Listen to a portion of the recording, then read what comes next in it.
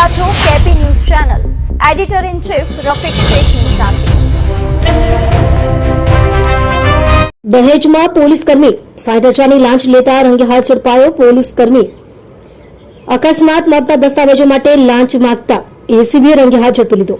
ભરૂચ જિલ્લાના દહેજ પોલીસ સ્ટેશનમાં ફરજ બજાવતા આસિસ્ટન્ટ હેડ કોન્સ્ટેબલ કિરપાલસિંહ જગદીશભાઈ સોલંકીને એન્ટી કરપ્શન બ્યુરો એસીબી દ્વારા લાંચ લેતા રંગે હાથ ઝડપી પાડવામાં આવ્યા છે। આ ઘટનાને પગલે પોલીસ વિભાગમાં ખળભળાટ મચી ગયો છે।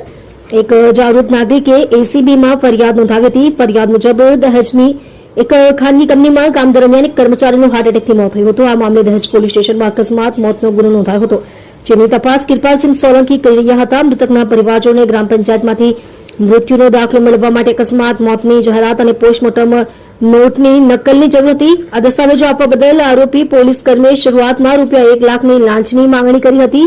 રકજકના અંતે ₹70,000 નક્કી થયા હતા। ફરિયાદી લાંચ આપવા માંગતો ન હોવાથી તેમણે એસીબીનો સંપર્ક કર્યો હતો। ફરિયાદના આધારે એસીબી ભરૂચના પોલીસ ઇન્સ્પેક્ટર એમ.જે. શિંદેના માર્ગદર્શન હેઠળ ટીમે ટ્રેપ ગોઠવી હતી। ટ્રેપ દરમિયાન આરોપીએ ફરીથી ₹70,000ની માંગણી કરી હતી, જોકે અંતે ₹60,000 સ્વીકારતા એસીબીની ટીમે તેને દહેજ પોલીસ સ્ટેશનના વડદલા બીટની ચેમ્બરમાંથી રંગે હાથ ઝડપી પાડ્યો હતો। એસીબી આરોપી પાસેથી ₹60,000ની લાંચની રકમ